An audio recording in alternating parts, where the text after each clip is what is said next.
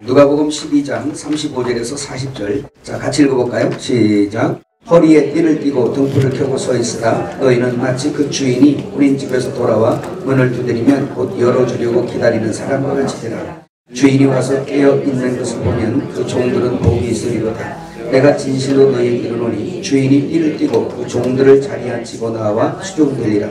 주인이 혹 2경이나 혹 3경에 이르러서도 종들이 그같이 하고 있는 것을 보면 그 종들은 복이 있으리로다. 너희도 아는 바니 집주인이 만일 도둑이 어느 때에 이를 줄 알았더라면 그 집을 뚫지 못하게 하였으리라. 그러므로 너희도 준비하고 있으라.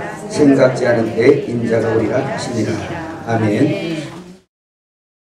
자, 누가복음 7장 32절부터 있는 말씀인데요. 누가복음 12장 계속 이어지는 사실은 말씀입니다.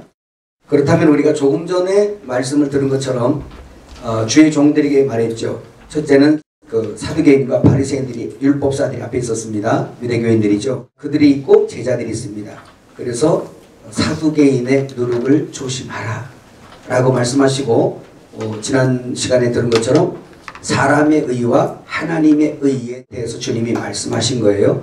그래서 너희는 내 의, 이방인들이 구하는 자기 의를 구하여 삶에 집착하는 사람들의 삶을 살지 말고, 너희는 그 나라와 그 의를 구하면 내가 너희 속에 들어갈 거고, 너희 속에 통치자, 왕이요 주인인 내가 들어가서 너희에게 통치할 때 그 통치가 바로 바실레이야, 하나님의 나라다. 자, 그것이 이루어질 때 너희 속에는 보물이 있고 보화가 있고 진주가 있게 되는 거야 라는 겁니다. 그 보물이 하나님이세요. 할렐루야. 그래서 너희가 배낭이 되었고 궤, 보자기, 또 뭐죠? 전대가 되었다. 이제 너희가 소유했다는 거예요. 뭔가를 소유했어요. 세상에 없는 진리, 세상에 없는 것을 나누어 줄 수 있는 그것을 가졌다라는 거예요. 그래서 그걸 소유했으니 너희는 이제 세상 사람들이 구제할 수 없는 것, 그 진주 보화를 너희가 주어서 그 사람들을 구제할 수 있을 거다. 그거를 먹는 자마다 또 다른 배낭이 되고 전대가 되고 주머니가 되니 그가 바로 교회다라는 얘기예요. 성도. 이해가셨습니까? 그럼 이 일을 하는데 너희가 어떻게 하여야 하느냐라는 종들에 대한 말씀이세요. 그래서 오늘 이 말씀, 다시 말하면 주의 종들의 소명, 부르심이죠. 그들에게 사명을 주죠. 이 사명을 어떻게 감당해야 되느냐라는 걸 알려주신 것이고요. 그 사명을 감당한 것에 대하여 내가 결산할 거야 라는 말씀이셨어요. 오늘 비유가, 이거 오늘 마지막 비유인데요. 자, 이렇게 주님이 말씀하시는데, 말씀 첫머리가 허리에 띠를 띠고 등불을 켜고 서 있어라, 이 말씀이죠. 뭐 대충은 여러분 많이 이제 아시겠어요. 왜냐하면 이제 등불 문제도 해결됐지 뭐, 그죠? 자, 그런데 한번 보겠습니다. 천국의 제자된 일꾼들이 주에 맡기신 사역을 그 감당하면서 주께서 강림하실 때까지 어떤 상태로 유지하고 있어야 할 것에 대한 경계의 말씀이 오늘 또 이 비유의 말씀입니다. 자, 성경을 읽다 보면 여러분 그거 많이 있죠. 허리에서 난 자, 허리에 띠를 띠고 라는 말, 이 말씀을 조금만 한번 참고해 보도록 합니다. 자, 허리라는 헬라의 원형 자체 말씀이 오스피스라는 이 말씀입니다. 근데 이게 외부적으로는 허리를 나타내고 내부적으로는 엉덩이란 뜻이에요. 엉덩이. 한마디로 생각하면 이제 출산기관입니다. 이해가시죠? 네. 그걸 허리라고 그랬어요. 우리는 허리 그러면 요거만 생각하잖아요. 근데 외부적으로는 여기 허리인데 내부적으로는 아이 낳는 출산 기능 장소죠. 그걸 말씀하고 있습니다. 자, 히브리 성경에 허리라는 두 단어가 있는데 두 가지로 사용을 합니다. 첫째, 잉태와 출산에 관련된 허리. 자, 창세기 35장 11절 한번 읽어봐요. 시작. 하나님이 그에게 이르시되 나는 전능한 하나님이라 생육하며 번성하라. 한 백성과 백성들의 총회가 왕들이 네 허리에서 나오리라. 자, 보시죠. 그럼 대충 이해가죠. 이 허리란 뜻이 뭔지 아직 나오지 아니했어요. 나오지 아니했는데 이 말씀에서는 전능한 하나님이라 생육하며 번성하라 라고 할 때 창세기에서 생육하고 번성하라는 건 실제로는 육신적으로 이 땅에서 아담의 후손으로 생육 번성할 것을 말씀했지만 그거는 또 다시 뭐였어요? 이거는 그림자고 비유고 그런 겁니다. 표상이에요. 그러면 생육 번성하라 라고 말할 때 그거의 실제는 뭘 말씀하고 있는 겁니까? 하나님의 씨를 계속해서 생산 유전해서 그 하나님의 가정이 만들어지는 걸 말씀하고 있는 거예요. 그러니까 육적인 출산을 통해서 영적인 출산을 설명하고 있다는 거. 이 세상 가정이 형성되는 걸 들어서 하나님 나라 가정이 형성되는 거 이해가시죠? 그걸 지금 말씀하고 있는 겁니다. 출애굽기 1장 5절 읽어볼까요? 야곱의 허리에서 나온 사람이 모두 70이요 요셉은 애굽에 있었더라. 보세요. 야곱이 허리에서 낳나요 애를? 우리 개념으로 보면 여기서 나와요? 네? 네, 옆구리죠? 사실 아담이 하와를 만들 때도 뭐 어디서 나와요? 옆구리 갈비뼈로 나오죠. 그죠? 자, 영적으로 아담을 잠재우시죠. 성경은 죽음을 잠잔다 그러죠. 성도에게는. 그러니까 아담을 잠재웠다라고 할 땐 아담을 죽인 거예요. 이해가세요? 만일에 아담이 그냥 잠잤다라고 세상 개념으로 잠잤다라고 이해하려면 예수님이 죽지 않냐고 그냥 잠잔 걸로 이해하셔야 돼요. 근데 그 잠잤다라는 건 부활하기 때문에 깨울 수 있기 때문에 잠잔다는 표현을 쓰는 겁니다. 이해하셨죠? 그러면 아담을 잠재웠다라 할 때 사실 아담 뭐 한 거예요? 죽인 거예요. 어떤 사람은 뭐 온마치 약을 썼을까 뭐 이런 얘기도 막 농담하는 분도 있는데 그게 아니라 죽인 거예요. 그래서 그 속에서 갈비뼈를 재료로 삼아서 여자를 만들어낸 겁니다. 이제 그런 부분인데 허리에서 났다 그래요. 영적 출산에 관한 문제를 한번 생각하면서 갑니다. 자, 야곱의 허리에서 나온 사람이 모두 70이라면 야곱의 자손을 얘기하겠죠. 여기서 우리가 생각할 때 약속의 자손이라는 걸 생각하면서 넘어갑니다. 자, 63페이지. 히브리어로 허리는 무슨 말이죠? 하랏제라는 이 말이 허리, 원기의 좌소, 그 다음에 잉태할 힘의 중심이라는 뜻입니다. 그러니까 이제 허리라고 그러면 이제 우리는 무조건 우리 개념으로 여기로 알지 마시고 그냥 저 촌스러운 말로 애 낳는 것 뭐라고요? 애 낳는 힘을 줄 수 있는 엉덩이 그 뜻이에요 여기가. 그래서 부모의 기업을 이을 자손이 생산되는 장소라고 여러분 아시면 육적인 출산을 통해서 영적인 자녀를 생산하는 것을 설명하기 위한 하나님의 말씀이었어요. 히브리서 7장 10절 시작. 이는 멜기세덱이 아브라함을 만날 때에 레위는 이미 자기 조상의 허리에 있었습니다. 7장 5절도 한번 시작. 레위의 아들들 가운데 제사장 직분을 받은 자들은 율법을 따라 아브라함의 허리에서 난 자라도 자기 형제인 백성에게서 10분의 1을 취하라는 명령을 받았으나 자, 멜기세덱이 아브라함을 만날 때 레위는 이미 자기 조상의 허리에 있었습니다. 성경은요 철저하게 약속의 자손에 대해서 말씀하고 있는 것을 여기서 볼 수 있습니다. 레위라는 사람은 야곱의 그 아들이죠. 레아를 통해서 난 셋째 아들입니다. 그러면 지금 아브라함이 멜기세덱을 만나서 11조를 바칠 때는 이미 이 사람이 있었어 없었어요? 없었던 사람이에요. 아브라함, 이삭, 야곱의 셋째 아들이니까. 그런데 성경은 어떻게 얘기해요? 이미 다 말씀하고 있는 거예요. 사실 성경은요 제가 여러분에게 이런 말씀 드렸죠. 한 편의 장편 드라마다. 이겠죠. 이미 대본이 나온 거예요. 이게 하나님의 경륜이에요. 그래서 창세기에서 계시록까지 하나님이 무엇을 계획하고 어떻게 경영하시고 어떻게 성취 완성하실 것을 다 펼쳐놓은 겁니다. 그리고 나서 시작한 거예요. 이건 예정이라고 해요. 그때 출연하는 배우가 주인공이신 예수 그리스도를 중심으로 인해서 우리 모두는 의역을 맡은 배우들 같은 거예요. 그래서 그 의역의 대사를 여러분에게 줬잖아요. 이 속에. 네.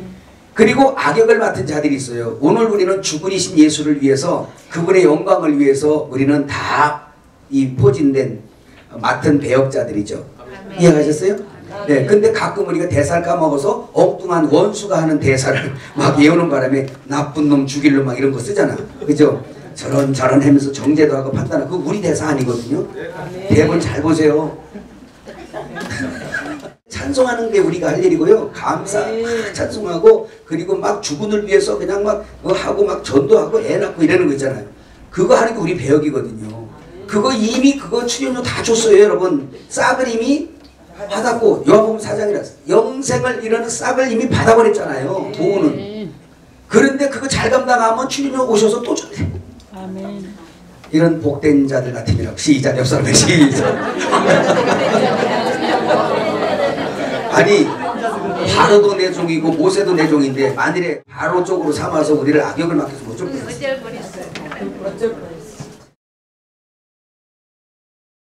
그러니까 성경을 읽을 때 여러분 이런 거를 포괄적으로 봐야 돼요. 이미 이루어지지 않은 것도 이루어진 걸로 말씀하고 있고 여기 지금 레위가 나오지도 않았는데 이미 그때 누구 옆구리 있었다는 거예요. 아브라함의 옆구리 있었다는 거예요. 그렇게 말씀하고 있어요. 그러니까 성경을 이렇게 보면 너무 쉽습니다.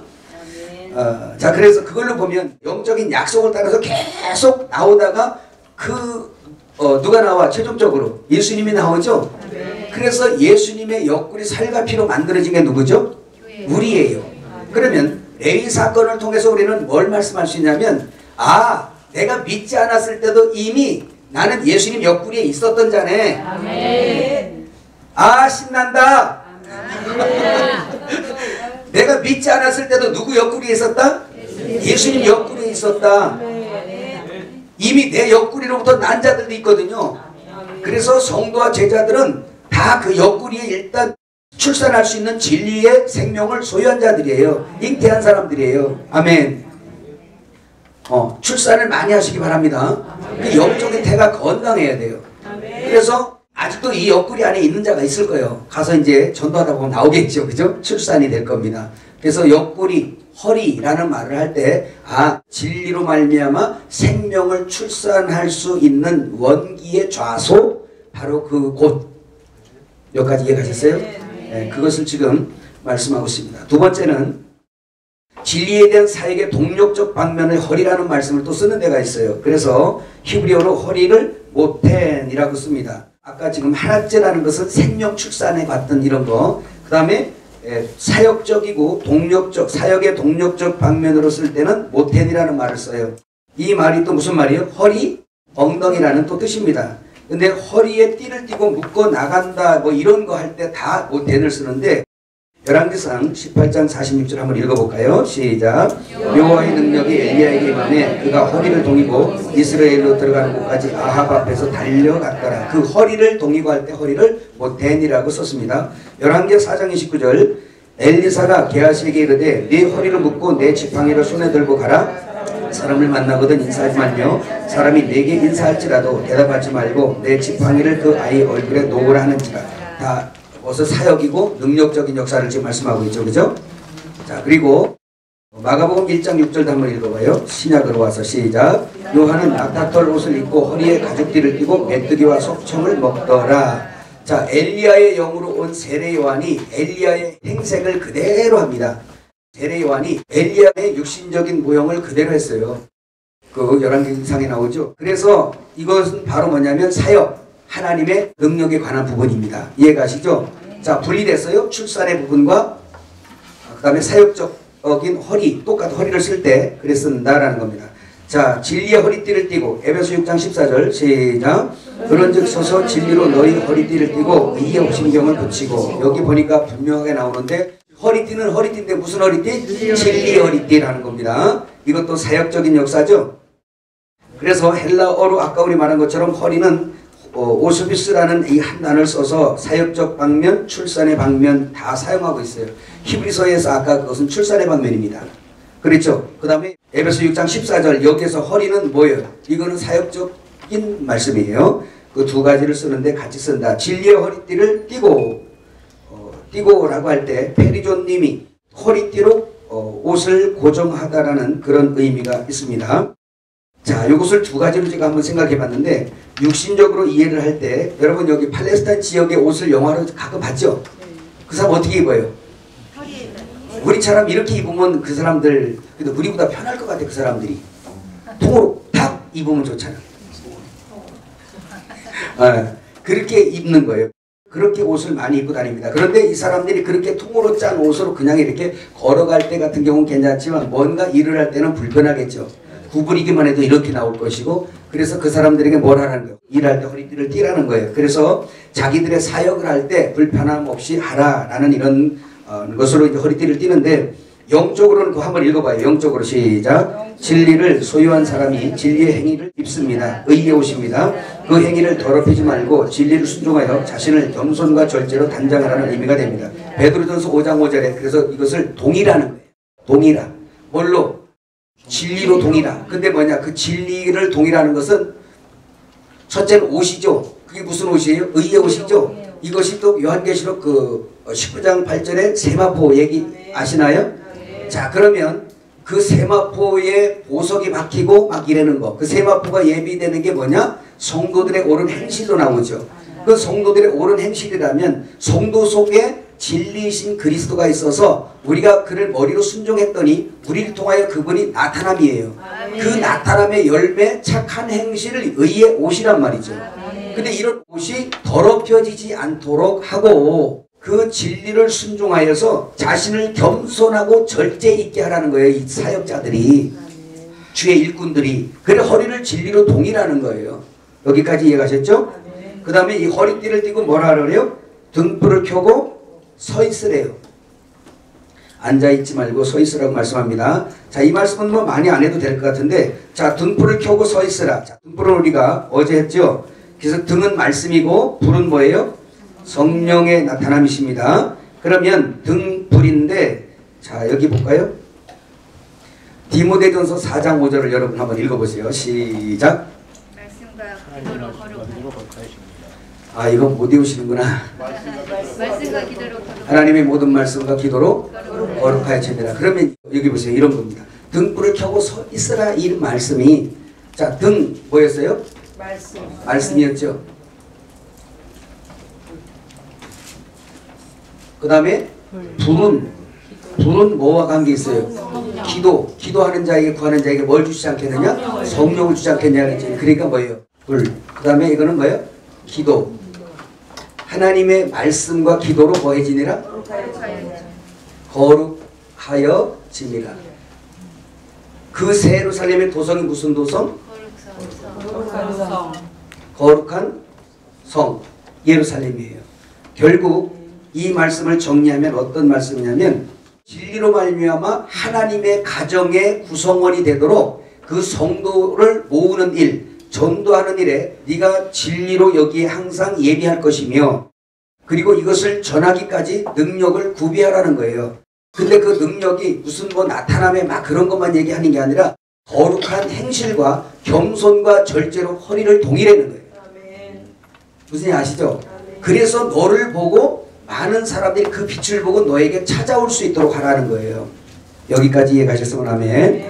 네, 그걸 말씀하는 겁니다. 그래서 거기에 보면 등불하고 그럴 때 그 밑에 있네요. 등불, 리크노스. 자, 리크노스, 류코스에서 왔다 그랬죠? 그래서 빛나다, 반짝이다 라는 말. 이 말이 뭐예요? 어제 말씀드렸죠? 이게 여기 보세요. 거룩하여 지는, 말씀과 기도를 통하여 거룩하여 지니까 이 거룩한 도성이 뭐예요? 빛난 도성이죠. 왜 빛난 도성일까요? 해같이 빛나는 자들일 거니까. 해를 먹은 자들이기 때문에 해같이 빛이 날 뿐만 아니라 우리를 주님께서 뭐라 그러냐면 너는 이제 보석이다 이거예요. 아멘. 하나님을 떠나서 죄로 죽었을 때는 우리가 뭐였었냐면 흙으로 전락됐었단 말이에요. 그래서 흙으로 만들어져서 근본으로 돌아간 거예요. 원래 흙을 긁어모아 만든 거니까 하나님의 형 빼버리면 그냥 숨 쉬고 다녀도 흙이에요. 그냥 이렇게 형상 있는 흙들이란 말이에요. 그게 근본으로 돌아간 거예요. 이해가시죠? 근데 흙으로 만들어져서 흙에서 낳는 거 먹다가 흙으로 돌아가는 게 인생이란 말이에요. 근데 주님을 먹은 후부터 더 이상 너희가 흙이 아니라 사람이 떡으로만 살 것이 아니요 하나님 입에서 나오는 모든 말씀을 먹었더니 뭘로? 성령으로 먹잖아요. 그러니까 말씀을 먹었어요. 마리아에게 그 말씀이 잉태할 때 성령으로 잉태하잖아요. 이런 것처럼 말씀과 성령이 함께해서 우리 안에 들어왔더니 너를 더 이상 흙이라고 말하지 않냐고 페트라 반석으로 만들어줄게. 너 이제 돌이야 돌, 흰돌, 산돌. 그래서 신령한 집 산돌, 그 집을 만들 거다. 이제는 흙이 아니야. 이제 너는 뭐다? 돌이다. 그 돌이 뭐예요? 보석이었던 거예요. 이 무식한 자는요, 예전에 보석 따로 있고 돌 따로 있는 줄 알았어요. 제가 그래서 지금 충무로 계신 그분을 지금까지도 제가 존경을 하는 이유가 이거 하나를 깨닫게 해주신 분이에요. 그분이 광물학 박사셔서 진리를 알게 하는데 그 12보석을 쫙 보여주며 이거는 무슨 보석이다, 이거는 무슨 보석이다, 이거는 무슨 보석이다 이렇게 하시는 거예요. 제가 깜짝 놀란 게 뭐냐면 나는 성경으로 연구하는 사람이고 그분은 광물학 돌을 연구하시는 건데 얘야 이거 봐라. 요거는 무슨 보석이고 요거는 계시록 12보석 쭉 여기 얘기해. 그래서 요 놈은 신기하다. 근데 요 놈은 있잖아. 요 돌에서 기생해서 사는 형제 보석이야. 이 얘기를 하는데 저는 깜짝 놀라버린 거예요. 왜? 예수님이 12제자 중에 누가 있어? 형제가 있는 거야. 어떻게 이럴 수가 있지? 이건 제 속에서 여기서 쿵쿵쿵쿵쿵 하는 거예요. 이야 어떻게 이럴 수가 있을까? 어떻게 이럴 수가 있을까? 그래서 아버님 이것 좀 어떻게 싹 12보석 챙겨주세요. 그랬더니 돌아가신 조정희 목사님한테 다 그 교회 갖다 진열해놓고 난 안 줬어. 근데 나는 진짜 보석을 갖고 있어. 형제 보석이 뭔지도 알아. 이야 세루살렘 성의 기초석 12보석이잖아요. 형제 보석까지 있는 거예요. 근데 그 보석마다 커 막 돌이. 우리도 크는 거 믿으세요? 아멘. 그래서 말씀과 기도가 합해질 때 거룩해지는데 성도가 거룩하게 성장해야 되고 단장돼야 되는 이유는 이 하나님의 영원한 경륜, 영원한 그 목적, 이 목적을 향해 이끄시기 때문에 그래요. 그래서 그분에게 인도함을 받으면 거룩해질 수밖에 없는 거예요. 그래서 이렇게 거룩해질 때 그는 흙이 변하여 뭐가 되고 돌이 되고 돌은 뭐예요? 보석이란 말이에요. 왜 보석으로 만들어요? 우리를 보석 만들고 광야 40년 걸어가는 거는요 흙 속에 감춰져 있었기 때문에 보석이라 하는데 보석에 흙이 덕지덕지 붙어있단 말이에요. 이 보석은 그 예루살렘 성을 건축하는 재료고 흙은 아니란 말이에요. 이거 바벨성 건축하는 거란 말이에요.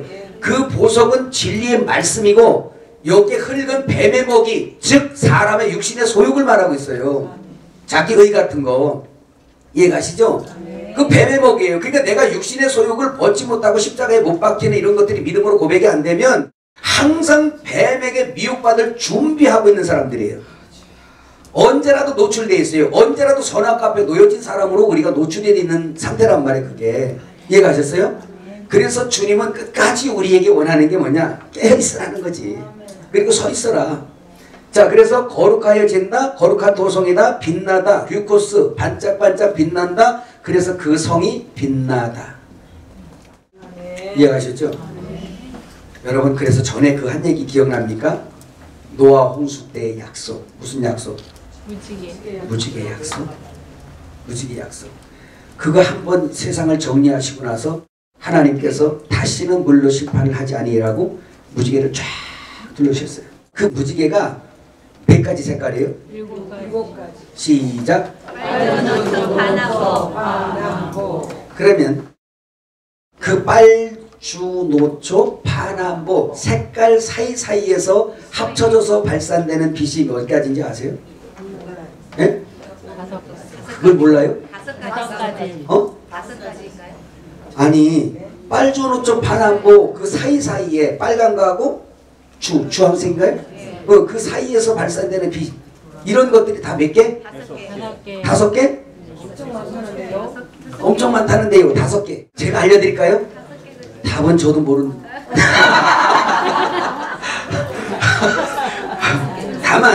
다만 제가 설명해 드릴 수 있는 건 그겁니다. 성경은 의미 없이 된 게 하나도 없어요. 약속이죠? 네. 그 약속으로 폈단 말이에요. 그럼 보세요. 그 무지개 색깔로 만들어서 약속을 줬는데 그 약속이 12기초석으로 나타나고 새 예루살렘 성 12기초석의 그 보석의 빛깔을 쫙 한 군데로 모아서 해놓고 멀리서 반짝반짝 빛나는 걸 그게 무지개 색깔이라는 거예요. 아멘. 자, 여기까지 이해 가셨습니까? 그래서 오늘 우리 주의 종들에게 주님이 말씀하는 거예요. 그 배낭 만드는 데 있어서 너희는 이렇게 하고 있어야 돼. 그거 반짝반짝 뭐 하고 있어? 빛나. 그러니까 신부단장 사역 누가 하냐? 말로 하는 거 아니에요. 말로 하는 게 아니라 신랑하고 함께 다니는 자가 돕는 배필로 그 사역을 하는 거예요. 요한계시록 22장 그 17절에 한번 읽어보세요. 누가 좀. 누가 하는가? 이 지금 장면이 그런 장면이거든요. 큰 소리로 한번 누가 읽어주시죠. 22장 17절. 성령과 신부가 말씀하시기를 오라 하시는도다. 듣는 자도 오라 할 것이요 목마른 자도 올 것이요 또 원하는 자는 값없이 생명수를 받으라. 아멘. 거기 보니까 성령과 누가? 신부가. 이거 다르게 해석하면 안 됩니다. 연계식 해석할 때 성령과 신부가 오라 하는도다. 신부가 누구예요? 예루살렘 성이잖아요. 아멘. 누구예요? 우리에게 하는 거예요. 뭐 먹은 자? 거룩한 떡을 먹은 자들, 등불 가진 자들. 아멘. 그래서 그 생명의 생수를 마신 자들이잖아요. 예수님이 하나님 나라 자체를 받았기 때문에 하나님과 및 어린 양의 보좌를 품어 먹은 사람들 얘기하는 거예요. 아멘. 그래서 여기서 뭐가 흘러나요? 생수. 생명수가 흘러나잖아요. 그리고 또 거기에 생명수 강가에 뭐가 달려요? 생명과가 나오잖아요. 아멘. 그래서 의인의 입술은 생명나무라고 하는 거예요, 잠언에. 아멘. 그래서 거기에서 입만 열었다면 뭐가 나와? 생명과. 생명과가 나와요. 곡간이어야 돼요. 여기에요. 또 곡간 얘기했잖아요. 여기서 뭐가 나와요? 옛것과 새것을, 옛것을 들어 새것을 풀어먹을 수 있는 사람들. 그래서 그것을 자기 양들에게 줄 수 있는 사람들. 이 곡간에서 곡간, 데사브로스, 보물창고, 괴 얘기했잖아요. 이 속에서 옛것과 새것, 이것을 가지고 옛것을 들어 새것을 설명해낼 수 있는 사람들, 그림자를 들어 실제를 설명해낼 수 있는 사람들, 이렇게 해서 그 사람들로 진리의 알맹이를 먹을 수 있도록 주는 사람들, 천국의 제자된 서기관들 얘기하는 거예요. 그러니까 그 속에서 주님의 보좌가 있으니까 진리의 생수가 이 속에서 흘러나가는 거예요. 이거를 흘려줄 수 있는 사람들. 근데 얼마 받고 팔아? 값없이. 얼마 받고 팔아? 값없이. 값없이 사 먹으라는 거예요. 그런 사람들이 마지막 때 이 일을 해야 돼요. 여러분. 여러분이 저보다 많이 훌륭하시니까 여러분이 그 일을 감당하셔야 됩니다. 이런 사람들이 어떤 사람들이냐? 복이 있는 종이라고 그래요. 자, 누가복음 12장 36절 시작. 너희는 마치 그 주인이 혼인집에서 돌아와 문을 두드리면 곧 열어주려고 기다리는 사람과 같이 되라. 주인이 와서 깨어있는 것을 보면 그 종들은 복이 있으리로다. 내가 진실로 너희에게 이르노니 주인이 띠를 띠고 그 종들을 자리에 앉히고 나와 수종들이라. 주인이 혹 2경이나 혹 3경에 이르러서도 종들이 그같이 하고 있는 것을 보면 그 종들은 복이 있으리로다. 아멘. 자, 무천년주의 해석을 적용을 해보면 이것이 율법 시대에서 준비돼서 은혜 시대를 맞이하기 위한 종들의 자세로 이렇게 설명할 수밖에 없어요. 근데 이걸 좀 그렇게 해석하기가 애매한 것이 있습니다. 그게 바로 뭐냐면 지금 이 종들에게 주어진 것이 등과 불을 같이 들고 서 있어야 돼요. 그리고 배낭 만들으라고 그래요. 이 앞에 보니까. 그 배낭이 뭐였어요? 교회잖아요. 우리 성도잖아요. 근데 이런 것들이 만들어지지 않은 상황에서 성령이 아직 임하지도 않았고 그런 것들이 예비되지도 않은 상태에서 주인이 온다? 이렇게 말이 안 되는 거예요. 이미 주어지고 등과 불이 주어진 상태에서 이제 종들에게 맡기고 간 거예요. 근데 어떤 자세로 종들이 있어야 되냐? 2경이나 3경에 어느 때라도 와서 볼 때 그 종이 그런 자세로 등불 들고 서서 깨어있으면 그 종이 복이 있다는 거예요. 이건 결산에 관한 걸로 또 나가는 거예요. 아멘. 그리고 또 오늘 우리 교회는 이 말씀이 역사 속에서 그냥 한번 지나간 말씀이라고 우리가 이렇게 인식하면 우리에게 큰 교훈이 없어요. 우리에게 상관된 말씀인 거 믿으시기 바랍니다. 자, 그래서 본문의 말씀이 은혜시대 영적인 천국의 혼인잔치 안에 있는 종들에게 부탁하는 말씀이다. 자, 여기 보세요. 혼인잔치가 이렇게 되는 것을 한번 생각해 보셔야 됩니다. 율법시대가 있고요. 율법시대를 결산하러 예수님이 초림하셨죠. 아멘. 그리고 초림하셔서 십자가 지시고 나서 어떤 시대를 열었어요? 은혜 시대를 열었잖아요. 지금 성령 시대에. 그죠? 아멘. 이 시대를 열어서 이 시대에 종들이 있었고 이 시대에 종들이 있단 말이에요. 그리고 여기서 말씀이신 진리의 말씀, 아까 얘기했잖아요. 우리 계속 해왔잖아요. 그 실제 진리이신 주님, 그 주님을 성찬으로 우리가 먹었잖아요. 아멘. 먹어서 내가 배낭됐단 말이에요. 전대괴. 아멘. 네. 이렇게 된 사람들이 종들 제자들이었단 말이에요. 이 제자들에게 너희도 배낭이지만 네가 먹은 진리를 저들에게 흘려 넘겨줘서 파라디돔이 얘기했죠. 아포디돔이 파라디돔이 그래서 넘겨줘서 또 다른 배낭을 다 만들고 전대 괴를 만들어라. 이 뜻이었어요. 교회 부흥 얘기하는 겁니다. 아멘. 이해하셨죠? 네. 이 은혜 시대의 종들에게 내가 너희들에게 등도 주고 뭐도 줬어요. 기름도 주고 이젠 불타게 해 주었다.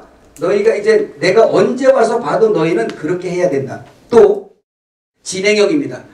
내가 이렇게 있어야만 여러분에게서 나타나는 그 빛을 보고 그 빛목으로 와요. 누가 많이 온다 이런 생각하지 말고 참 진리를 원하는, 요구하는, 추구하는 그런 사람들이 여러분에게 올 거란 말이에요. 엘림에 다 온다고 생각하지 말라니까요. 엘림에 왔다 가고 별일 다 있어도 제가 거기 연연하지 않는 건 주님이 여기 붙여주지 않으면 아무도 못 온다라는 저는 인식하고 있어요. 인간적으로는 아쉽기도 하고 막 그러지만 그런 마음이 속해 있어요. 그런 마음을 가지고 하니까 내가 할 수 있는 말을 다 하는 거야. 그냥 비유 맞추려고 그러고 이거 한번 시험 들어가면 어떡하지 이런 생각 안 하는 거예요. 진리를 전해서 받아서 복을 받는 것도 당신 몫이고 그걸 받지 못해 그냥 어떻게 되는 것도 당신 몫이고 그것도 내 속 안에들 하나님이 알아서 하실 거니까.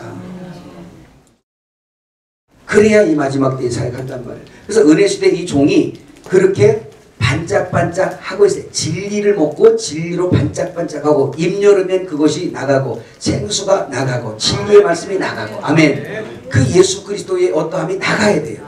그럴 때 그걸 필요한 사람들이 붙는다 이게. 예수님이 와서 직접 말씀하실 때도 팔레스타인 지역과 이스라엘의 모든 사람들이 예수님 앞에 오던가요? 찾아다니신 거예요. 주님이 뭘 자기 머리 둘 곳을, 신랑이니까 머리잖아. 케팔레 주 남편. 그러니까 자기 머리 들고 자기 몸을 찾아다니신 거란 말이에요. 여우도 구리고 새도 둥지가 있지만 예루살렘 성이잖아요. 그건 이미 여우 악한 것이 거기 들어가서 이미 신랑으로 거서 그렇게 해서 바람 피고 있으니까 그거 지금 버려버리고 주님이 새 집을 찾아다니신 거야. 10편 84편 내용이잖아요. 그죠? 그래서 그걸 찾아다니는데 그 사역이 오늘 우리 속에서 또 일어나는 걸 믿으시기 바랍니다. 그래서 우리가 그런 사역으로 이런 빛을 발하고 있을 때에 이런 진리가 흘려져 나갈 때에 당신을 통하여 먹일 그 양들, 또 다른 배낭, 전대, 괴, 그 사람들, 그렇게 될 사람들, 그 진리를 담을 사람들을 하나님이 여러분 앞에 붙이는 거예요. 아멘. 욕심내지 말어 제발 좀. 아멘. 그래서 이걸 담을 자들을 모으려고 하세요. 옆 사람에게 권면 좀 해주세요. 이 진리를 담을 그릇을 보내주신대요. 진짜.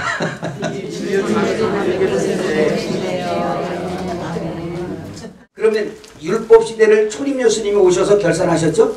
그 은혜시대 열었죠? 그럼 다시 재림 예수님이 오셔서 은혜시대 결산하겠네요. 그리고 나서 이제는 공의의 시대가 열어집니다. 이 시대는 뭐냐? 이제는 합격된 사람들과 이스라엘이 여기 들어가서 이제는 여기에 보상과 징계가 따르는 또 하나의 시대가 우리 앞에 있는 거예요. 이게 없으면 불공정해버려요. 여기가.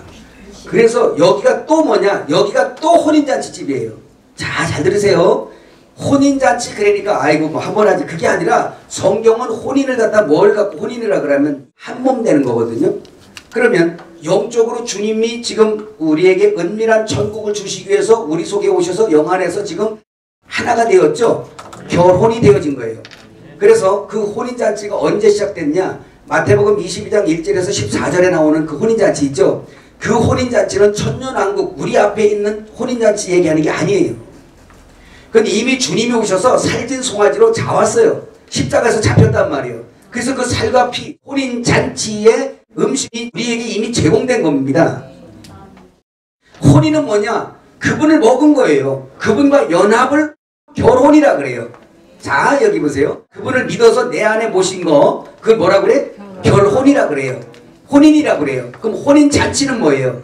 혼인되어진 자들에게 베풀어지는 그 제공되는 살진 송아지 고기, 포도주, 이것이 계속 제공되는 거 말하는 거예요. 우리는 오늘 혼인잔치 안에 있는 사람들입니다. 근데 거기서 보면 자기 상업차 뭐 소 샀으니까 가고 뭐 결혼했으니까 가고 해서 올 수 없습니다 해서 다 간 사람들 있잖아요. 그 사람들이 유대교인이에요. 먼저 초청받은 사람들. 그 사람들을 하나도 내 잔치에 참여하지 못한다? 그 왜? 의를 못 입었거든요. 옷을 안 입었어요. 벌거벗은 자 또 들어와도 다 내쫓아버렸어요. 예수의 의를 힘입지 않고 들어오는 자, 신랑의 그 옷 안에, 그 에봇 안에 감추어지지 않는 그런 모든 신분은 뭐예요? 다 내쫓김을 받는 거예요. 오늘 우리 옷 얘기 많이 했잖아요. 그 옷은 누가 입혀줘야 돼요? 신랑이 입혀줘야 돼요. 그가 아까 솔로몬의 모든 영광으로 입은 옷 그거 말고 백합화 하나님이 입혀주는 옷 그거 그 옷이 필요한 거예요. 그 대제사장이 입는 에보단에 감춰지는 그 몸이 아니면 지성소에 들어갈 방법이 없어요. 왜? 지성소는 대제사장만 들어가니까. 그 우리는 어떻게 지성소를 들어가? 에봇 속에 감추어진 주님의 몸이야. 그분의 몸된 자만 에봇으로 이렇게 둘러줘요. 하나님은 우리를 볼 때 누굴 보냐? 예수 보는 거예요. 아들 보는 거예요. 자, 그래서 이때 재림하셔서 공의의 시대를 열어가기 위해서 주님이 또 오시는 거예요. 존재적으로. 그래서 그 시대는 존재적으로 일어나요. 영적으로 일어나는 게 아니라 영적인 건 당연히 깔고 들어가는 거고. 이해가셨죠? 이것이 우리 앞에 기다리고 있다. 지금 교회가 기다리는 게 이거예요. 근데 여기가 또 혼인잔치집이거든요. 왜? 주님과 하나가 될 거니까. 이해가시죠? 주님과 하나 되기 때문에 여기가 또 혼인잔치집이에요. 주님이 또 오셔서 여기서 또 들어갈 자들을 뭐예요? 끌고 들어갈 거예요. 이긴 자들. 그래서 성경은 계시록장 3장에 이기는 자, 이기는 자, 이기는 자, 이기는 자, 이기는 자, 이기는 자. 공의시대가 그러면 천년왕국 시대예요. 아, 그럼요. 그리고 뭐든지 다 그걸 천년을 다 상징으로 보면 안 돼요, 여러분. 그럼 12사도도 다 상징입니까? 12사도 12기초석이에요. 12문, 12지파 얘기하는 거죠. 그렇죠? 그래서 이 시대가 반드시 있어야 하나님은 공의가 돼요. 먼저 되자 나중 되고 나중 되자 먼저 되고 그런 역사가 있다는 거. 그런데 여기에 다시 또 들어가도록 기다리지만 은혜 시대에서도 이렇게 하고 기다리라는 거예요. 주인을 기다리. 그 모습으로 있어야만 그 신부가 되려고 하는 사람들, 그 갈망하는 자들이 여러분 앞으로 올 거예요. 두 번째는 다시 이 혼인잔치로 끌어들일, 그렇게 하실 주님이 오실 거라는 그런 준비. 어떤 준비인지 한번 봅시다. 자, 한번 봐요. 거기 기다리라 말씀하죠? 프로스테코마이라는 이 말이 무슨 뜻이었어요? 성교와 교제를 위해 받아들이다는 뜻이에요. 기다린다는 말이. 그러니까 성경은 철저하게 결혼 얘기하는 거죠. 기다리는 게 그냥 기다려 이게 아니라 프로스테코마이 그분하고 한몸 되기 위하여 자신을 준비하고 그분과 교제하기 위해서 한몸 되어 교제하기 위해서 누리기 위해서 그런 마음으로 기다리라는 거예요. 결혼 얘기하는 겁니다. 네. 자, 그런 것이고 그 다음에 그렇게 되는 자가 뭐가 있냐? 복이 있대요. 마카리오스 우리 많이 했죠. 옛날에 복. 마카리오스 복. 히브리어는 무슨 복? 바라크 복이었어요. 마카리오스의 복은 최고의 복, 행복이라는 말이고 사람으로서 최고의 행복이죠. 그렇다면 이런 겁니다. 여기 보세요. 어떤 한 사람이 와서 선생님 우리 형한테 얘기해서 이 재산을 좀 잘 나눠주세요 했던 사람 있잖아요. 그잖아요. 사람의 생명이 소유의 넉넉함에 있지 않다 라고 얘기한 이 사람은 재물이나 세상 자기의를 챙기는데 그걸 낙으로 삼고 행복으로 삼은 사람이에요. 근데 이건 사람이 얻을 행복이 아니야. 최고의 복이 뭔 줄 아니? 그 최고의 복은 하나님을 알고 하나님을 먹고 그분을 머리 삼아 그분을 순종하면서 경배하고 찬송하고 엎드려 절할 수 있는 네 자리로 배치되는 거. 헤토이 맞아. 네 자리로 배치되는 거 있잖아. 그게 바로 안식이고 그게 바로 바라크 최고의 행복이야. 주님은 바라크의 복, 마카리오스의 복, 그 복을 주시려고 지금 계속 설명해 오시는 거예요. 그 자리가 신부의 자리란다. 이거 주라. 이 복을 성도들에게 줘야 되잖아요. 썩을 것과 썩지 않을 사이에서 방황하게 하지 말고. 그걸 누가 하냐? 여러분 실력으로 하는 게 아니라 주의 말씀이 진짜 참 알맹이의 진리가 흘러나갈 때 적은 무리든 많은 무리든 그 속에서 그걸 먹는 자들이 그 행복을 누리는 거예요. 그 잔치 가운데로 실제 체험되어 누림으로 들어오는 겁니다. 그래서 성경은 이론이 아닌 거예요. 이게 더러운 귀신을 나사렛 예수 이름으로 명하면 나가는 것이 실제 보이고 체험인 것처럼 병든 자에게 손을 얹으면 그가 믿음 따라 그가 낫는 것이 실제 있는 것처럼 우리 안에서 하나님의 이 혼인잔치가 누려지는 것도 이론이 아니고 이것은 누림 체험이란 말이에요. 그걸 체험을 주고 누림을 주려면 내가 먼저 누려야지. 실제니까. 이걸 확신하고 먹는 사람마다 이 맛을 아는 사람마다 환장을 하는 거예요. 그냥 누가 뭐라는 소리가 안 들리죠. 오직 이 길 가다가 이 길에서 죽겠다는 거야. 이 길에서 내가 아는 길에서 그냥 가다가 여기서 멈추겠다. 내 인생이 이거다. 그냥 이렇게 정해지는 거예요. 그게 신부의 길이죠. 그 복을 여러분이 차지하시길 바랍니다. 그 다음에 그렇게 되는 자를 하나님이 어떻게 할 것이냐? 수종한대요. 여기 수종한다는 이 말씀이 우리는 수종한다 그러니까 아, 예수님이 우리의 종 되겠네 이렇게 이해하면 안 돼요. 여기서 디아코네오라는 이 말이 수행원이 되다, 그 다음에 정신적 지주가 되다, 친구 되다 뜻이에요. 그러니까 이 일은 영적으로 주님과 혼인되어진 우리에게 지금 우리와 함께 수행하시죠. 그 다음에 친구 되셨죠. 베드로하고 말한 것처럼 친구, 나도 너의 친구다 라고 말씀했죠. 그죠? 그 다음에 정신적 지주 뭐예요? 우리의 모든 영적 인도자, 그 생각과 모든 것들을 다 감찰하시고 또 우리에게 제공하시면서 우리를 예루살렘 성의 그 재료로 완성되도록 신부로 단장되도록 우리를 이끄심이죠. 그 이끄심 때문에 그렇게 되기로 결정된, 여기 보세요. 그 하나님의 목적 안으로 이끌려져서 그렇게 완성하고야 말겠다는 주님의 작정 속에 우리가 들어있기 때문에 우리가 흙털게 하느라고 우리가 좀 아프고 힘들고 환경이 눈물 흘릴 환경도 많이 오는 거예요. 아멘. 고난은 필수 과목입니다. 아멘. 싫지만 필수 과목이에요. 아멘. 그래서 성경의 선지자들이나 모든 이긴 자들이 고난은 필수 과목으로, 예수님의 사도들 보세요. 그렇게 하나님 앞에 충성하고 예수님의 정말 수제자들이잖아. 근데 왜 그들의 삶이 그래야 됩니까? 세상적인 복이 뭐가 이렇게 있어요? 근데 우린 좀 다른 것 같아. 자기마다 이만큼은 주셔야죠라는 기준을 가지고 그거 안 돼서 힘들어해. 예수님의 제자들처럼 충성했으면 저는 전 세계를 12로 나눠서 그분들에게 하나씩 줘야 돼.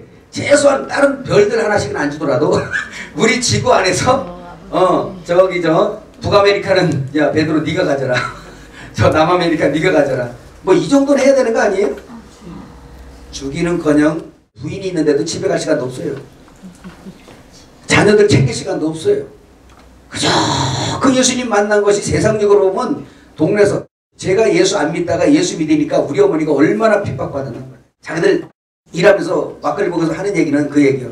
저놈이 분명히 저게 하나님 믿으는 건 아니거든. 그랬는데 저 지혜미가 배려나다, 저 애미가 배려나다.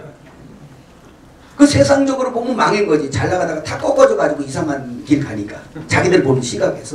그럼 예수님의 제자들 그런 거예요.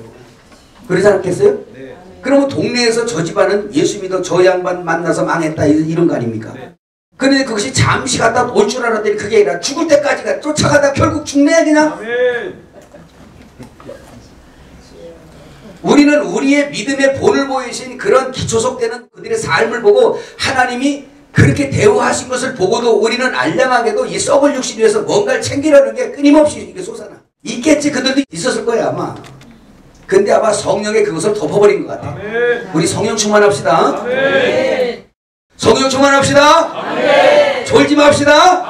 딴 길 가지 맙시다. 아멘.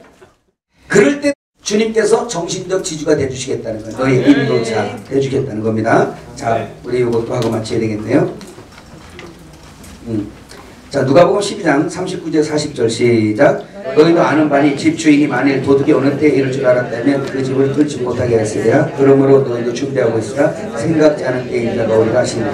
자, 주님의 재림의 방면은 크게 두 방면이 있습니다. 한 방면은 은밀하게 재림하신 거 아시죠? 네. 그래서 주님의 승천도 두 방면 어떻게 은밀하게 요한복음 10장에 그 17절인가요? 보면 주님이 부활하시고 나오셔서 거기에서 막달라 마리아가 이제 그냥 예수님 돌아가셨다고 거기서 이제 애통하고 울고 있는데 밤이 새도록 그러고 있는데 주님이 그 무덤에서 나오셨어요. 부활하신 주님을 보고 너무너무 반가우니까 라보니요 선생님이죠. 선생님 하고 가서 그냥 허구하려고 그랬나 봐요. 그냥 너무 기뻐서 달려가니까 이 여자들이 진짜 대단한 거야. 우리 남자들 가서 저 유령인가 싶어 다 도망갔을 것 같아. 근데 여자들이 지독한 거지. 거기 붙어서 글쎄 그 무덤에서 나온 그 하얀 옷 입은 남자잖아. 거기 가서 안으려고 그랬네. 이게 지금 저 남자들 여자들 박수 좀 한번 쳐자. 대단한 거야 이거. 아나 이게 뭐야 그리고 도망갈 판인데. 놀래가지고. 근데 예수님께서 딱 하시는 말씀이 뭐예요? 노터치였어요. 나를 만지지 마라. 손대지 마라. 내가 아직 아버지께로 올라가지 아니했다. 천열매죠. 레위기 23장 천열매 규례입니다. 그래서 사람이 먼저 달 수가 없어요. 사람이 받을 수가 없어요. 부정이에요. 그래서 하나님 앞에 먼저 드려지는 겁니다. 그리고 여드레 후에는 가서 옆구리 손 넣어봐라 이래요. 이미 그것은 드려졌다 오신 거죠. 그 다음에 공개적으로 이제 올라가실 때는 뭐냐, 예수님의 제자들 40일 동안 하나님 나라와 그 다음에 사역에 대해서 계속 말씀하시다가 그 많은 제자들이 보는 앞에서 공개적으로 승천하셨어요. 또 주님이 또 다시 오실 때도 은밀하게 오시는 주님이 계신데 크게 얘기하는 거예요. 크게 두 방면. 한 방면은 은밀하게 이미 죽으시고 부활하신 다음에 우리 속으로 오셨어요. 아멘. 이거는 준 자와 받은 자밖에 몰라요. 아멘. 오셨어요. 그리고 이때 오세요. 이제 우리가 기다리는 존재적으로 오실 그 재림, 부활의 몸을 입으신 주님, 그 주님이 우리도 부활시켜서 같이 도킹 사건이 있을 거예요. 만날 거예요. 그걸 기다리는 거예요. 또. 그래서 그것으로 부활한 몸으로 천년왕국의 이 시대에 우리가 또 연합도성을 이루어서 살게 된다는 걸 기억하시기 바랍니다. 자, 그런데 그 뒤에 보면 주님이 다시 오시는 거 여러분 믿어요? 아멘. 그렇다면 말씀한 빌립보 3장 20절 21절 시작. 그러나 우리의 시민권은 하늘에 있는지라 거기로부터 구원하는 자 곧 주 예수 그리스도를 기다리오니 그는 만물을 자기에게 복종하실 수 있는 자의 역사로 우리의 낮은 몸을 자기 영광의 몸의 형체와 같이 변하게 하시리라. 부활 때죠. 주님 다시 오세요 안 오세요? 어떤 교리가 와도 흔들리면 안 됩니다. 그 은밀한 부분에서 오신 부분이 있고 공개적으로 다시 오시고 또 공개적으로 오실 때도 또 그 재림의 측면이 또 있어요. 그건 이제 요한계시록에서 다룰 일입니다. 자, 데살로니가전서 5장 23절 주님의 부탁이죠. 시작. 평강의 하나님이 친히 너희를 온전히 거룩하게 하시고 또 너희의 온 영과 혼과 몸이 우리 주 예수 그리스도께서 강림하실 때에 흠없게 보존되기를 원하노라. 자, 왜 이렇게 말씀하셨을까요? 새 예루살렘 성이 하늘에서 만들어져요? 땅에서 만들어져요? 땅에서 만들어지는 거예요. 새 예루살렘의 실체가 여기 있단 말이에요. 목회가 실제가 되려면 자꾸 추상적으로 저기 위에 있다라고 생각하니까 형제 보기가 우스운 거예요. 그게 형제 하나 실족하는 것이 너무 쉬운 거예요. 여기에 있는 이 지금 주님을 먹은 이 재료들, 주님을 먹은 이 법계, 주님을 먹은 이 아까 뭐예요 그거? 배낭, 주머니, 전대들이란 말이에요. 이 사람들이 누구예요? 이 사람들이 연하여져서 연합 도성이란 말이에요 이게. 근데 그 성이 사랑으로 연하여지기 때문에 사랑의 도성인 거예요. 거룩하게 된 성도들이기 때문에 거룩한 도성이에요. 얘기했잖아요. 돌로 지면 돌집, 흙으로 지면 흙집, 똥으로 지면 똥집. 거룩으로 지면 거룩한 집, 사랑으로 지으면 사랑, 영광으로 지으면 영광의 도성이 되는 거예요. 신령한 것으로 지으니까 신령한 집이 되는 거예요. 그럼 주님이 우리를 신령하게 했잖아요. 신령한 자를 먹었더니 신령한 우리가 돼버린 거예요.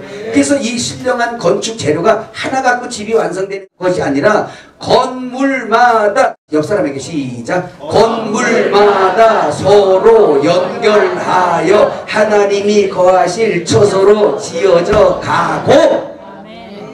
이게 연합도성이에요. 이게 새 예루살렘이에요. 지금 우리는 지어진 것이 아니라 지어져 가고, ing, 지어져 가고 있어요.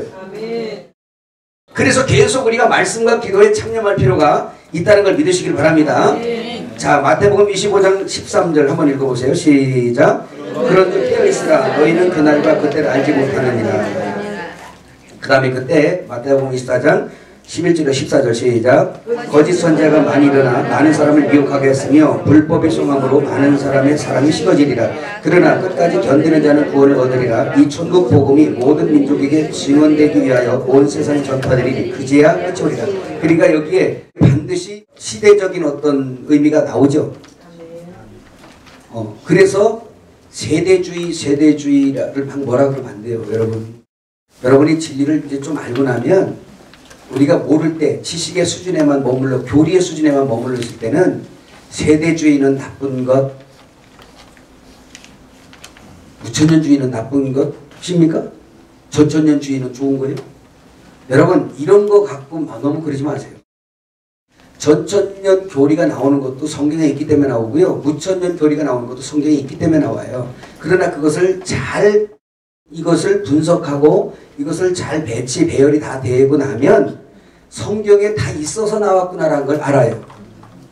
성경에 세대가 있어요, 없어요? 있어요. 지금 이 우주 안에는 시간이라는 이거, 우주 밖으로 튕겨져 나가면 시간이 존재하지 않잖아요. 이 우주 안에는 시간이라는 게 존재하는 거예요. 이거는 그림자 세상에서 하나님의 경륜의 목적이 완성되기까지는 이것이 있는 거예요.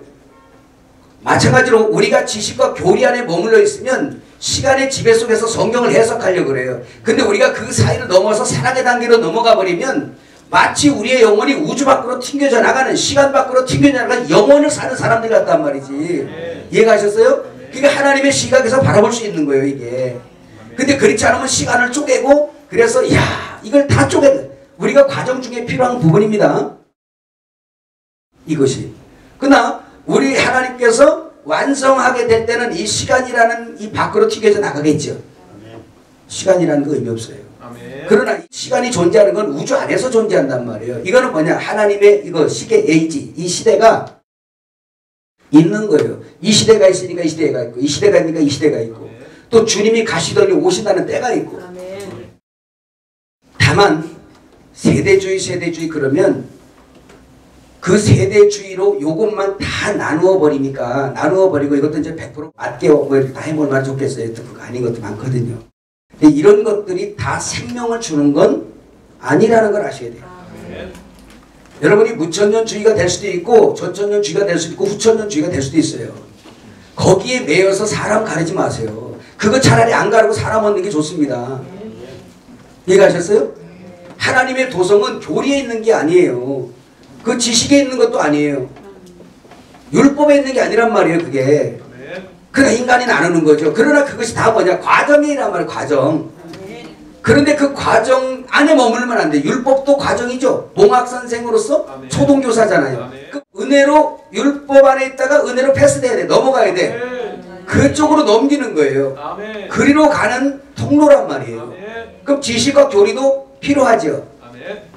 율법 시대가 있으니까 은혜 시대에 있는 것처럼 성경을 아는 지식이 필요하고 교리가 필요하잖아요. 그 단계가 있다니까요. 그러니까 우리가 다만 지식의 수준에 머물러 있고 교리의 수준에 머물러 있을 그 영계에서는, 영적인 단계, 그 영계에서는 신부단장이 안 돼요. 그 단계에서 뭐 하냐? 분리하는 역사를 해요. 옳고 그름을 다 분리해버려요. 너 틀려, 맞아, 너 이거 알아, 몰라, 이걸로 다 분리시켜버려요. 여기 주님의 몸인데 주님의 몸을 다 분리시켜버려요. 이게. 그래서 바리새인들이 예수님의 몸을 찢어버린 거예요. 십자가에 박아버리고 그의 교회를 갖다가 그냥 잡아 죽이려고 그러고 전부 다 이단 취급하고 다 그래버린 겁니다. 근데 이 사건이 우리 교회 안에서도 있는 거예요. 지식의 단계에 있을 때, 율법 단계에 있을 때 우리가 육신 안에서 하나님을 대할 때 여기 있단 말이에요. 그럼 이때는 여러분들이 수많은 사람들을 정지할 수 있어요. 저도 그랬고요. 아, 너 그것도 몰라, 목사님 그것도 몰라? 이거 틀렸잖아, 맞았잖아. 네피림이 어쩌고 저쩌고. 제가 그거 갖고 몇 년을 연구했어요. 답을 대충 얘기를 할 것 같은데 할 필요를 못 느껴요. 왜? 생명을 건축하는 데는 전혀 도움이 안 돼요. 네, 안학자손 뭐 얘기하고 벨리 해보고 노아홍수가 뭐 배가 몇 년에 만들어졌냐 막 얘기해도 의미 없어요. 이제 지혜가 조금 생기는 것 같아요. 아, 필요 있지만 성경이 있다 해도 이건 얘기 안 해도 되는 거. 이거 얘기해봐야 괜히 혼란스럽고 괜히 변론만 되고 답답되고 이러는 거. 생명의 건축에 전혀 안 되고 오히려 나누는 일만 만드는 거. 이거 안 하는 게 좋다. 그래서 저도 여러분들 빨리 양육을 받으면서 어디로 넘어가야 돼요? 사랑의 단계, 은혜의 단계로 빨리 넘어가야 돼요. 근데 우리는 그 단계로 갔다가 저쪽으로 갔다가 로마서 7장에 가서 오라 권고에 죽겠다 하다가 생명의 성령으로 넘어갔다가 로마서 7장과 8장 사이에 뭐 있더랬어요? 십자가가 있어요. 그게 날마다 죽노라. 날마다 사노라. 깨달아지면 아멘. 그러면서 그 자고 깨는 사이에 이쪽에 7장 있을 때 율법 있을 때는 밤이죠. 은혜 있을 때 낮이죠. 자고 깨는 사이에 크더라. 여러분 끝날 시간이지만 마지막 성경 하나 읽어봐야 돼요. 뭐냐면 주님께서 그동안에 계속해서 베풀어 주신 결론 깨어있으라. 어떻게 깨어있는가 성경 구절을 읽어볼까요? 누가복음 12장 54절부터 읽어볼까요? 시작. 또 우리에게 이르실 때 너희가 구름이 서쪽에서 이는 것을 보면 곧 말하기를 소나기가 오리라 하니 과연 그러하고 남풍이 부는 것을 보면 말하기를 심히 더우리라 하나니 과연 그러하니라. 외식하는 자여 너희가 천지의 기상은 분간할 줄 알면서 어찌 시대는 분간하지 못하느냐. 또 어찌하여 옳은 것을 스스로 판단하지 아니하느냐. 네가 너를 고발하는 자와 함께 법관에게 갈 때에 길에서 화해하기를 힘쓰라. 그가 너를 재판장에 이끌어가고 재판장이 너를 옥졸에게 넘겨주어 옥졸이 옥에 가둘까 염려하라. 내게 이르노니 한 푼이라도 남김없이 갚지 아니하고서는 결코 거기서 나오지 못하리라 하시니. 아멘. 자 이제 여기 보세요. 이 말씀이 사실은 단순한 말씀은 아니지만 간단하게만 설명하면 이겁니다. 그동안에 지금 계속해서 말씀을 생각해 보세요. 결국은 사람의 의를 버리고 내 의와 내 나라를 구해라. 그리고 그걸 순종해라 이거예요. 그러면 너희가 배당될 거다. 그죠? 성도 될 거다. 하나님의 집 될 거다라는 성전 될 거란 얘기예요. 그럼 이렇게 되는데 너희 종도 그렇게 될 뿐만 아니라 또 이렇게 되는 사람을 많이 출산해내야 된다. 허리에서 진리를 띠고 허리에서 많은 진리의 백성들을 생산해내야 된다. 그래서 하나님의 집의 가문의 대를 이어줘야 된다. 아버지 집 이해가시죠? 그거 말씀한 거예요. 그런데 그러면서 뭐라고 하세요? 내가 올 때 언제 오더라도 너희는 이렇게 깨어있으라는 거예요. 근데 그 깨어있으라는 그 결론이 주의 종들에게 이걸 부탁해놓고 마지막으로 깨어있으라고 말씀하면서 그 한 말이 오늘 이 말씀이에요.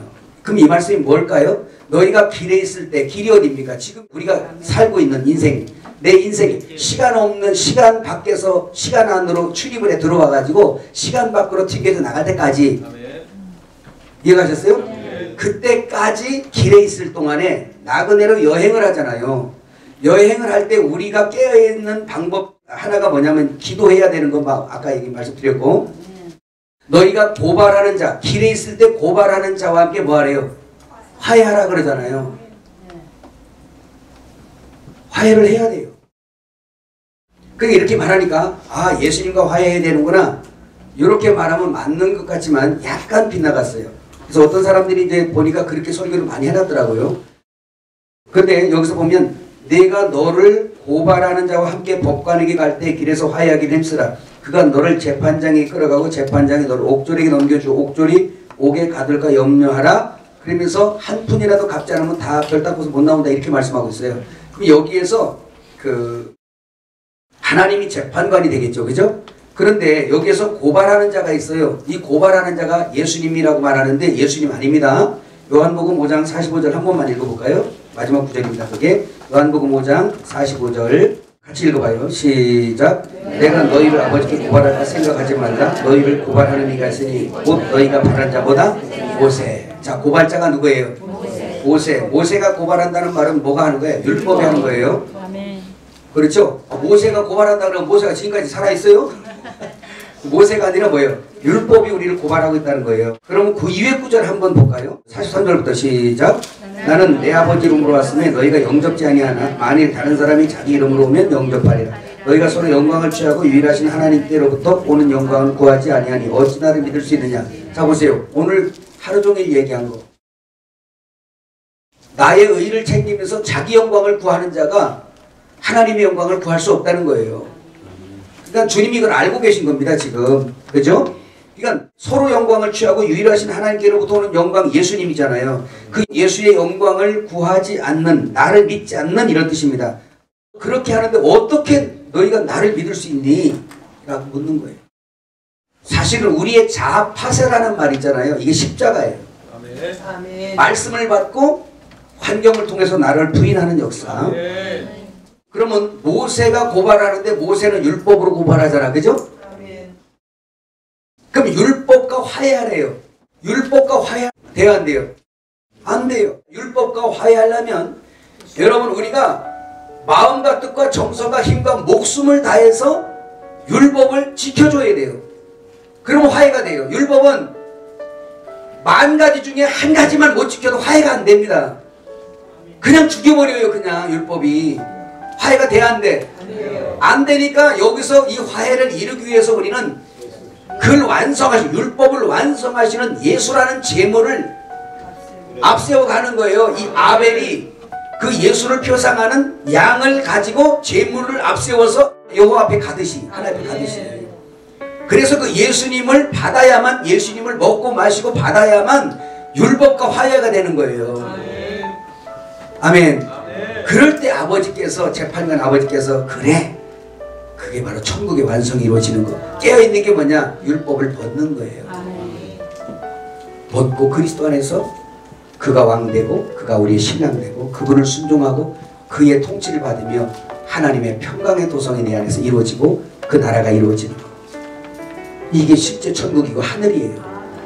그걸 누리려는 거야. 우리 신랑이 주시는 그거.